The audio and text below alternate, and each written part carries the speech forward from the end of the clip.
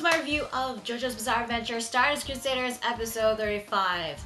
And in case you're wondering, yes, I am in cosplay because, as I said before in my reaction video, I just got back from Toronto Comic Con and I'm too tired to change, so screw it, I'm gonna do this review on my cosplay.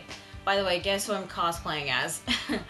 So this week's episode is the conclusion to the Darby the Gambler two-parter and the poker game between Darby the Gambler and Jotaro, and I gotta say, this was quite the poker game. But before we get to the poker game, Jotaro demonstrates Star Platinum's skills on catching Darby in case he's cheating by having him shuffle the deck and picking up a card from the top of the deck while Jotaro tells him what the card is. And he then proceeds to name the sequence of cards after the top card. But despite the warning, Darby still tries to cheat anyway, where he would deal the second card from the top of the deck, making it look like he was dealing from the top of the deck, so that he would give himself a good hand and he would give Jotaro a crappy hand. But Jotaro catches this and breaks Darby's finger. Yeah, and you know what the funny thing is? He was being forgiving. If he was in a really bad mood, he would have torn that finger right out of his hand. Goddamn. Yeah, if there's anything I learned from this week's episode is to never play poker with Jotaro Kujo. And so instead of Darby being the dealer, Abdul brings this boy who just so happens to be playing near the cafe so that he would be the dealer. However, later on in the episode, it was revealed that he was working for Darby. Not just the boy, but everyone inside the cafe, including the owner and anyone within the area. That's going a bit too far, don't you think? But then again, Darby will do anything it takes to win, even cheating, and I guess it would even go as far as to hiring all these guys, so in case Jotaro and Abdul find someone to deal for them, it wouldn't matter because the person that they would find would be working for Darby, and they would give him a better hand and Jotaro a crappy one. So the poker game commences with Jotaro wagering his soul, and of course within the first hand, Darby was winning, leaving Jotaro with 3 chips. His soul consisted of 6 chips. If he loses all 6 of them, he loses the game. Also, Darby's stand Osiris can apparently split souls into pieces, as he was able to split the poker chips of Joseph and Polnareff into 6 pieces. So then we get to the final hand of the poker game, and Darby already had 4 of a kind, 4 kings, thanks to the kid of course. But Jotaro decided not to look at his cards. He was just going to continue playing with the cards he had, and he didn't even look at them, which really surprised Abdul and Darby. But Darby knew that Jotaro was bluffing because since the kid was giving him a good hand and he knew that the kid would give Jotaro a bad hand, he wanted to continue playing. So he wagers all the chips that he won, but Jotaro didn't have enough chips left. So since Jotaro didn't have enough chips left, he had to wager Abdul's soul. Of course, he asked him for permission, and Abdul, he is such a good friend because he has great faith in Jotaro and he believes in him. However, Darby knew that Jotaro was bluffing, so he decides to get under his skin and crack that poker face, getting him afraid by wagering all these chips. And the only way for Jotaro to continue playing is to wager Kakyoin's soul. So even though Kakyoin is in the hospital recovering from his injury, Jotaro decides to wager Kakyoin's soul. And keep in mind, he was not looking at his cards. So right after he gave this sort of IOU note on Kakyoin's soul, all of a sudden there was a cigarette in his mouth. Granted, it was censored, which really bugged the hell out of me, but it is understandable and I will talk more about it later. The thing is, the cigarette came out of nowhere and really confused Darby. But if you actually look very carefully, within like a second, you would see Star Platinum. So obviously, Jotaro got the cigarette from Star Platinum.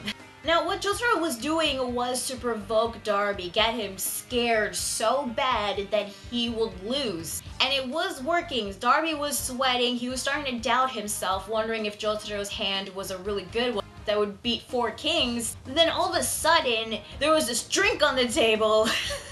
And I don't know where the hell Jotaro got that, but I'm assuming he got that from somewhere. Then again, Star Platinum is not a very long distance stand, so you kind of question where did Star Platinum get that drink and how come nobody noticed their drink was missing. That's kind of an issue that I also had back in episode 1 where he got all that stuff in his jail cell, because you have to question Star Platinum's range and also how he got all that stuff in the jail cell, you know, considering that there aren't a lot of openings and all.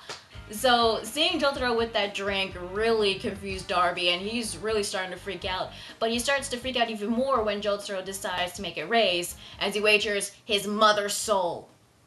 Holly's soul. And even though Holly is, you know, like dying from her own stand, there was the whole reason why they went to Egypt in the first place. So Jotaro knew that Holly wouldn't have a problem with this.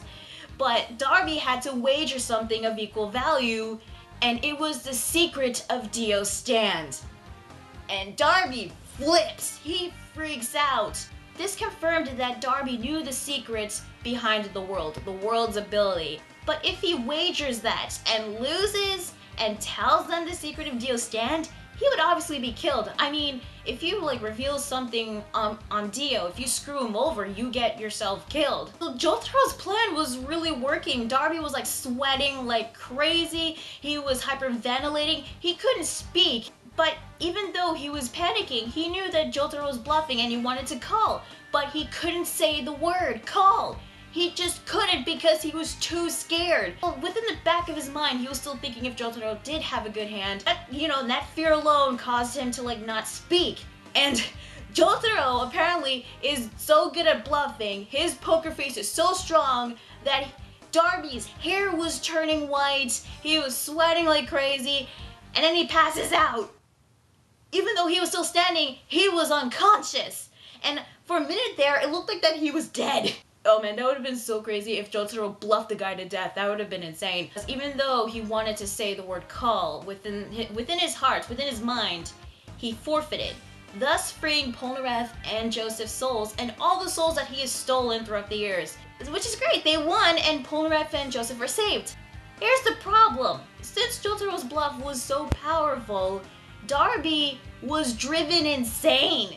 He was gone mental, like laughing like crazy, asking, hey, you wanna play some mahjong or some blackgammon? Of course I will win. just went nuts. Just started like laughing like a maniac. Yeah, never play poker with Jotaro Kujo.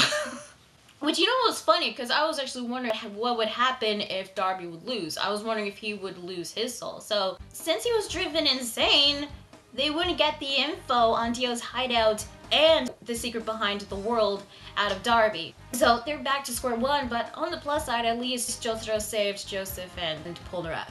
But then we get the reveal of his cards. And what were his cards? Nothing. Zip. Nada. Nil. Jack shit. He had crap. And he freaking won. Oh my god. You know what the scariest thing is? What if Darby called? What if Darby said the word call? He would have gotten Jotaro's soul, Abdul's soul, Kakyoin's soul, Holly's soul, everyone's souls, and Darby would have won.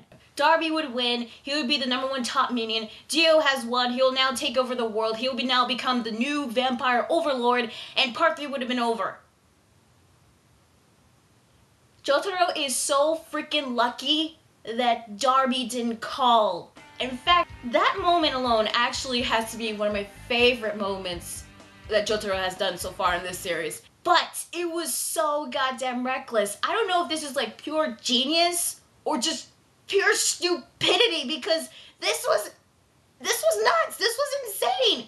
I mean, he took a huge risk on that, and granted it did pay off, but what if it didn't? If it didn't, then holy crap. But then again, Jotaro is the main character, so obviously he would win. So yeah, the group now leaves. Polnareff and Joseph had no idea what was going on. And the episode ends with frickin' Iggy showing up, barking out a Jean Jean, and that was it. By the way, where the hell was Iggy all this time? I mean, was he like wandering off on his own? In fact, why didn't Jotaro wager Iggy's soul, for that matter? Like, you know what, sometimes I kind of wonder, like, what is the point of Iggy being around aside from like comedy relief and unintentionally helping him? But I do know that he will get his chance to shine soon. I hope it's soon, because I really want to see him use the Fool more often. And you know what, going back to the episode, why didn't they make Abdul deal? I mean, maybe Darby would assume that he would have cheated, but I don't know. Abdul doesn't seem like the kind of person that would cheat. So yeah, that was the episode. Overall, I really liked it. It was a very good episode. I kind of liked it more than last week's episode, and there was a lot of tension in this poker game, and I really liked it. In fact, I was told that those who have seen this in the OVAs have gotten into JoJo's Bizarre Adventure, and I can see why people like Darby the Gambler and this fight, because now I can say overall, this was actually one of the better fights I've seen so far. I would say this is definitely one of my favorites, aside from Anubis possessing Polnareff fighting against Jotaro. That one was still my favorite, but this one's also a new favorite of mine. The animation I honestly thought was really good most of the time, and you can definitely tell how much detail they put into Darby's sweating face. In fact, everyone was sweating. Even the kid and even Abdul was like sweating like crazy. And poor Abdul, you know, like learning Jotaro's hand was crap. Oh man, I feel bad for the guy. I wonder how Calculator would react if he actually learned that Jotaro wagered his soul without his permission. I mean, seriously, when he wagered his soul, he was like, is that going too far? God damn it, Jotaro was like freaking reckless, but this actually made me like him a little bit more. Because that was actually a pretty badass moment he's done. Now, going back to the animation, as I said before, the detail they put on the sweating faces was really well done. By the way, how the hell did like Darby's hair turn white? Wow, Jotaro's bluff was really that powerful. I mean, he made his hair turn white. Then there was this new animation and artwork design that they shifted to when Darby was like hyperventilating and sweating. But I do have a complaint about this episode, and it was the censorship on Jotaro's cigarette. I understand that it was necessary because Jotaro is a minor, but when you have like moments when Jotaro was like talking with the cigarette, trying to look all cool and badass, it just doesn't work when you have like this black splotch like covering part of Jotaro's face. But at least we have the Blu-rays for that. As for the music, I thought the music was really good. I especially like this new version of the Stardust Crusaders theme. I believe that's the third version, but this might be me nitpicking, but I don't know. I feel like the music should have been different during when Darby was like panicking and Jotaro was making all these raises.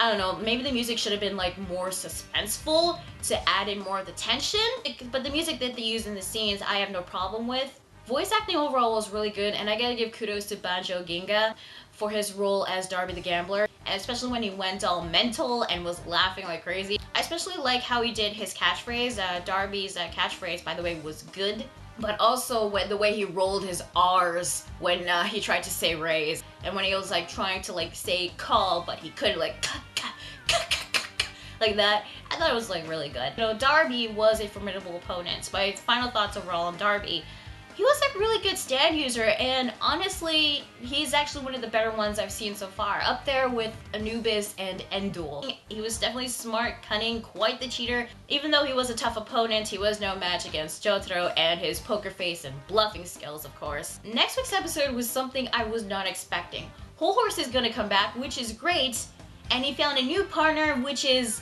Boingo. Whole Horse and Boingo are going to team up and take on Jotaro and the others? Really? I mean, don't get me wrong, I'm glad that Whole Horse is gonna come back, but I'm like, Boingo, really? I'm a bit hesitant on that, honestly. So I'm expecting a lot of hijinks and shenanigans between the two. But there is actually one thing I am looking forward to next week's episode. It's not just Whole Horse, but there was something going down between him and Dio. I don't know what, but that's actually something I'm really looking forward to. And who knows, if we're lucky, we might finally get to see Dio's face, because seriously, it's still hidden. I mean, we know what he looks like, just reveal him already. And I don't know, maybe we might get to see the world and how it works, maybe even a little tiny little hint, I'm not sure, but that's definitely something I'm looking forward to next week's episode. It's gonna be a multi-parter, which I'm a bit iffy about, but then again, we'll just have to wait and see how next week's episode is gonna turn out. So tell me guys, what do you think of this week's episode of the Stardust Crusaders? Did you like it? Did you hate it? What do you think of the poker game and Jotaro making these huge risks? I mean, it was very reckless, yet it worked. So it was very surprising, I'm not gonna lie, but it made Jotaro a lot cooler. So let me know in the comments below. Be sure to like the video if you like it and subscribe to my videos, and be sure to check out my Facebook fan page and Google+. So yeah, that is JoJo's Bizarre Adventure Stardust Crusaders episode 35. I'm gonna respond 27, and I'll see you guys later. Bye.